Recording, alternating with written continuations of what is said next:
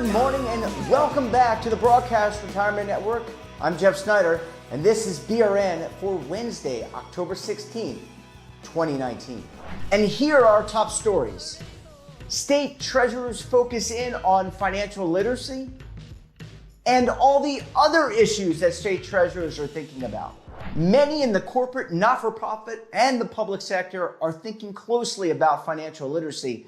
And my next guest leads Utah's financial literacy program, which is over 10 years old. And he is also the president of the National Association of State Treasurers. Let's welcome in the treasurer of Utah, Mr. David Damschen. David, thanks so much for joining us again this morning. My pleasure as always, Jeff. Great to be with you. Great to be with you. Great to see you. Financial literacy. Let's talk a little bit about that. I know this is top of mind for you in particular, the folks in Utah, but also your fellow treasurers around the country. That's right. I suspect if you went back 15 or 20 years ago, the National Association of State Treasurers was probably organized very strictly and simply around debt management. Of course, we issue tax-exempt municipal bonds, pension and banking and so forth. Financial literacy has become a major part of what we do. And it's really, as you can appreciate, in response to what's happening in this country. There's just such a great and growing need for not only better financial literacy, but better financial behaviors. And treasurers are taking note. What we're doing here in Utah, I think, is very similar to what's happening in other states. We're really building out new departments within our offices to put resources to work and to do what we can within our various states, working together to solve the problem. And the focus goes from K to gray, really, is what we talk about. So much of what we're doing at NAS this year is focused on K to 12 and things that can be done through the public school system. As you know, here in Utah, we've had a graduation requirement, a general financial literacy graduation requirement for over 10 years. And the National Association of State Treasurers adopted a resolution this year promoting the passage of legislation and or the creation of such graduation requirements in all the states. And we're seeing progress in that regard. Yeah, I think it's amazing. And I know Utah, and we've chatted before, obviously, on the podcast and other venues. I mean, Utah has really helped lead the way with regards to financial literacy. It seems that, as you said, it's really resonating with other state treasurers, and it seems to be resonating around the country, not only in the public sector, but the private sector. Is it your sense that, just in talking with your colleagues, both in the public and private sector, that more and more people are coming together to, as you say, educate people from K to gray, I think were your words? I don't want to misquote you, but I mean, is it your sense that there is a consortium kind of building of both public and private? There is, and I think that most states have that collaboration or partnership. We certainly have it here in Utah. As you know, financial institutions have a focus here. I mean, if you're a bank, if you're a Fidelity or a Vanguard, you want financially healthy consumers. And so there's certainly a focus, and has been for quite some time, in the private sector with financial institutions and also, of course, nonprofits. And I think our focus is ensuring that we're not reinventing the wheel. And so the key is collaboration, understanding who's out there doing what, and trying to make sure that we're synergizing and working together to help solve the problem. And that's really a focus for us here in Utah and around the country as state treasurers. In terms of, kind of getting to you can have the best programs in the world, but if you cannot get people to take action, I mean, we live in a country where people have the freedom to buy, spend, save, do whatever they want. Is it your sense, just in looking at the Utah program, that maybe it's just a little bit of an ostrich syndrome where people know they have to save. Either they're scrimping and saving because they're not earning enough. They want to buy other things. Maybe it's a mortality. When you start thinking about retirement and saving, ultimately, our demise comes into mind. Does some of that kind of play into it? Well, as you know, there's so much frailty psychological and otherwise, and being human. And I know you and I have talked about this before. I have a finance degree, and it's typical in a finance or business curriculum to take some marketing classes. And I learned in marketing what an extraordinary science it is to develop products that so perfectly meet our needs and our wants as consumers. And the evolution of perfect products is constant. I have to tell you, this is painful. I'm on the ski patrol. All my friends have GoPros. My wife and I went scuba diving last week, and I decided a couple of months ago, I'm going to get a GoPro. We got a GoPro Hero 7. This is not an endorsement. I got a GoPro Hero 7. Last week, I used it for the first time, and I was online one night going through the photos and the videos, and I got an advertisement for the new GoPro Hero 8. I can't tell you how frustrating it was. I was so excited about my shiny new GoPro, and it's already outdated, antiquated, and I'm already feeling like maybe I need a new GoPro. Not really, but as consumers, we live in this consumer economy. I always told my kids, you need to understand that there are these great things that solve our problems and meet our needs, but there's so much more than that. There's so many things that we don't need, that can live without, and it's important that consumers understand that they need to be really in a self-defensive mode day in and day out. And that's so much what financial capability is about, not only what we know, but making the right choices and engaging in healthy consumer behaviors for our own financial well-being.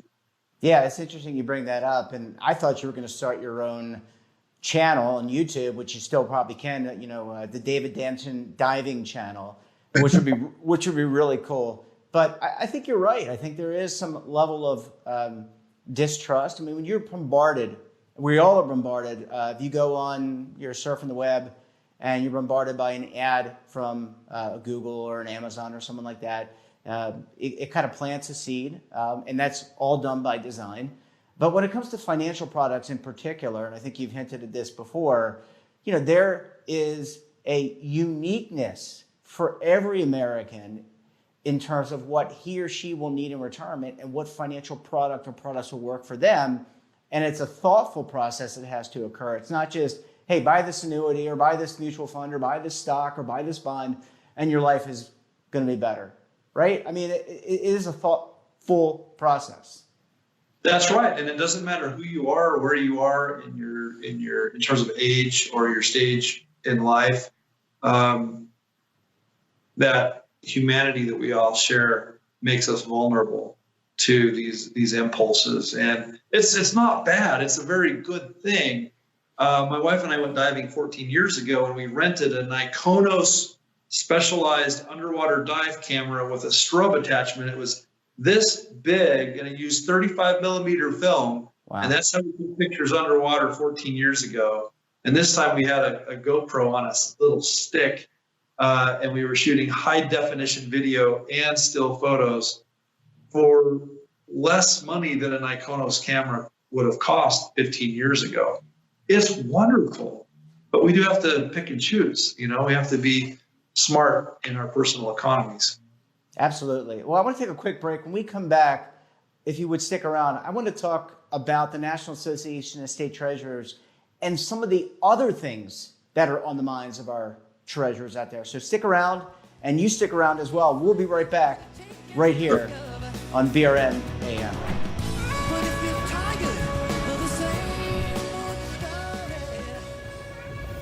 Imagine a new television network that will make you richer, healthier, and in control of your financial future.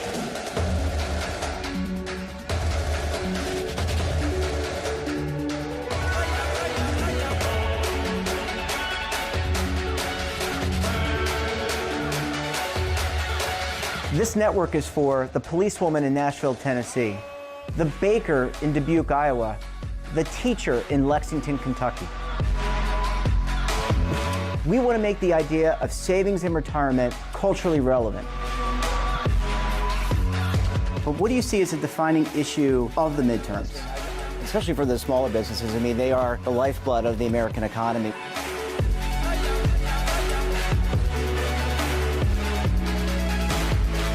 Featuring exclusive interviews, current affairs, and docuseries. 33 years old, you retired early. The philosophy is money only matters if it helps you live a life that you love. But you got to start thinking about retirement as soon as you get in. The Broadcast Retirement Network will drive very high engagement with premium partnerships.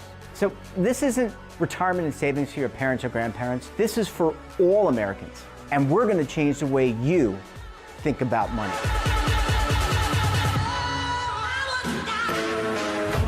Welcome to the next frontier of retirement and savings. This is BRN, the Broadcast Retirement Network. Welcome back, and we're still joined by David Damschen. He is the State Treasurer of Utah. David, thanks so much for sticking around with us this morning. My pleasure, Jeff. And I love the diving analogies, and I am hopeful that many Americans will, the message of financial literacy will resonate with all Americans. And I know you and your treasurers, your fellow treasurers, just recently met at the National Association of State Treasurers. So I want to shift gears because financial literacy, though it's top of mind, there's a lot going on for your fellow state, and I was going to say but your fellow state treasurers out there. So would you mind just talk a little bit about some of the other issues you're wrangling with out there? Yeah, we talked about a lot of things, as you can imagine, at our annual conference. State treasurers, most of us are responsible for issuing tax-exempt municipal bonds to finance infrastructure. It's a huge issue. As you know, we have great needs for upgrades to our infrastructure nationally, and the federal government has been stuttering a little bit in terms of funding the National Highway Trust Fund and coming forth with any meaningful infrastructure funding legislation. So we talked about the economy and the municipal bond market. With these all-time low rates, it's interesting that you can do taxable transactions in some cases as effectively or more effectively than tax exempt. Or for instance, you can refinance tax exempt bonds with taxable bonds and still realize savings. So we're at an extraordinary point in economic history with as you know, 15 trillion in negative interest rate debt in other parts of the world and extraordinarily low interest rates here in the U.S. So we talked about that a little bit. We spent a lot of time on cybersecurity. Yeah. I think we've seen for years now business email compromise and spear phishing and things like that. But it continues to be a concern for we as treasurers. Of course, we handle a lot of money. And so we spent a significant amount of time on cybersecurity. We actually have a webinar series for our membership that's running this month. That is Cybersecurity Month, and so we're focusing heavily in that area as well. And another interesting thing that's going on right now, the U.S. Treasury is holding about $26 billion in matured, unredeemed savings bonds that no longer accrue interest. Right. And in the States, we have unclaimed property, and we work proactively to reunite properties to rightful owners. Federal government is not doing that with these unredeemed savings bonds. And so Senator Kennedy of Louisiana, former state treasurer, has introduced legislation to compel the U.S. Treasury to provide financial information, demographic information on those bonds so that the states can help to make consumers aware of savings bonds that have maybe been forgotten, long forgotten. And so we're working on that. And that's kind of an exciting opportunity. $26 billion is real money, even to us. Here in Utah, we estimate there may be as much as $233 million in these unredeemed savings bonds. So we've been working on that with members of Congress and their staff, Senator Kennedy's office in particular. And we've also been working on companion legislation introduced in the House. So that's kind of exciting. And David, I was going to ask you about pensions. Do those come up from time to time? Is that something that, cybersecurity, obviously financial literacy, public pensions, the funding, does that come up given especially what's going on with the economy? Yeah, public pensions, of course, are a huge issue for treasurers. Most of us are on our state's pension boards, pension systems, and we are always spending significant time on that. We had a roundtable discussion that I kicked off with treasurers, and one of the things that I asked that we take the conversation into was private equity agreements, private equity fees and expenses. That, of course, is a critical issue, and there are significant advances, I guess I would say, or enhancements that are occurring with ILPA and the ILPA fee template, and increasing numbers of general partners that are agreeing to provide higher and increasingly higher levels of transparency to limited partners, those funds that are investing in private equity. So there's significant progress being made there, but more yet to be done. Yeah, absolutely. I mean, we could go on for hours and hours. Treasurers, like many in government, have very important roles, and there's a lot of issues that you have to juggle. David Damschen, we certainly appreciate your time this morning sitting down with us, and look forward to having you back, and best of luck on your scuba diving and financial literacy initiatives with your fellow treasurers. My pleasure, Jeff. Great to be with you today. And that wraps up this episode of BRN AM. Have a financial topic or someone of interest that you think we should interview? Drop us a line. And don't forget, check out today's edition of the Morning Pulse for all the latest news in retirement, markets, technology, personal finance, so much more. So until tomorrow, keep on saving, and don't forget, roll with the changes. Oh, by the way, happy birthday to my younger brother, Andy. All the best, my friend. Waiting here for you to take and drink of. But if you're tired of the same